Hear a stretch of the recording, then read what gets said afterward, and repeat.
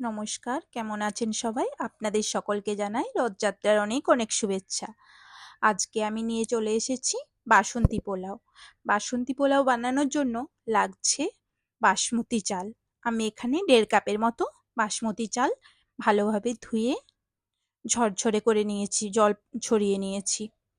আর এখন দিচ্ছি এর মধ্যে হাফ স্পুনের মতো হলুদ গুঁড়ো আর গোটা গরম মশলা, তেজপাতা, গোলমরিচ, স্টার মশলা আর দারচিনি, এগুলো সব একসাথে মিক্সড করে নেব। আর এখন দিয়ে দিলাম 1 স্পুনের মতো ঘি। সবকিছু একসাথে ম্যারিনেট করে নেয়ার আগে দিয়ে দিলাম আদা, গ্রেট করে রাখা আদা। সবকিছু একসাথে ম্যারিনেট করে নিচ্ছি। খুব ভালোভাবে ম্যারিনেট করে নিতে হবে।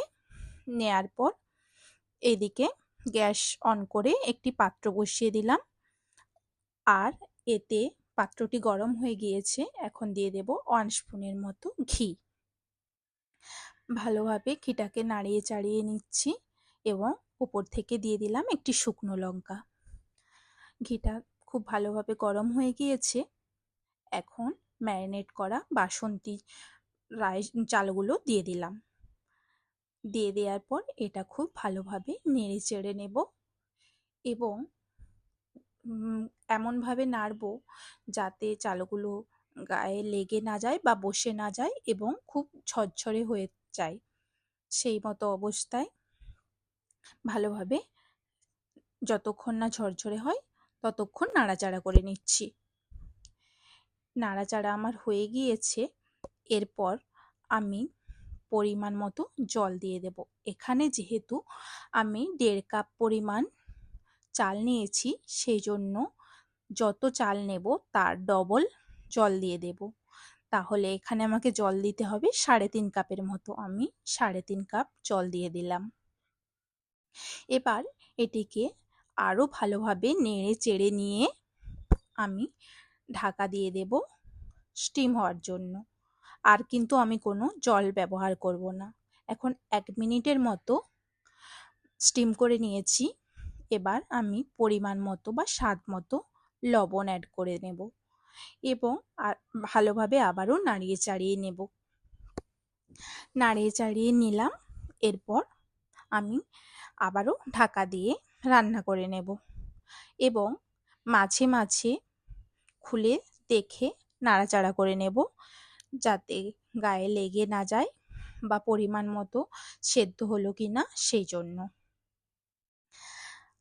আবারও খুব ভালোভাবে নেড়ে চেড়ে নিচ্ছি।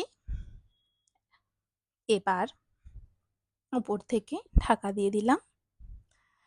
আবারও কিছুক্ষণ রান্না করে নেওয়ার পর ঢাকনা খুলে আবারও নেড়ে চেড়ে নিচ্ছি। আর ভালোভাবে ঝরঝরে হয়ে গিয়েছে পোলাওটা। এখন আমি যাতে না লেগে যায় সেই রকমভাবে নেড়ে চেড়ে নিচ্ছি। এবার এই মতো অবস্থায় এটিকে আরও একবার ঢাকা দিয়ে রেখে দেব যাতে আরও যে 1% বাকি আছে সেটাও সেদ্ধ হয়ে যায়।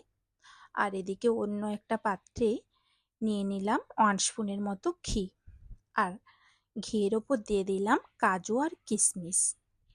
কাজু কিশমিশটা খুব ভালোভাবে নেড়ে চেড়ে লাল লাল করে ভাজা করে নিচ্ছি, কারণ পোলাওয়ের সাথে এটা আমি অ্যাড করে দেব। যতক্ষণ না লাল লাল ভাজা হয় ততক্ষণ আমাকে নেড়ে চেড়ে নিতে হবে। তো আমার প্রায় লাল লাল করে ভাজা হয়ে গিয়েছে। এখন আমি পোলাওয়ের সাথে অ্যাড করে দিলাম এবং পোলাওটিকে আবারও খুব ভালোভাবে নেড়ে চেড়ে নেব।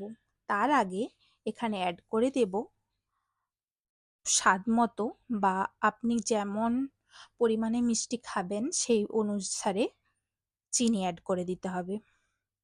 তো আমি হাফ স্পুনের মতো চিনি অ্যাড করে দিলাম। তো পোলাওটিকে সব কিছুর সাথে আরও ভালোভাবে নাড়াচাড়া করে নিলাম এবং পোলাও আমার ঝরঝরে ভাবে রেডি হয়ে গিয়েছে। এখন আমি গ্যাস থেকে নামিয়ে নিয়েছি এবং গরম মশলা অ্যাড করে দিলাম।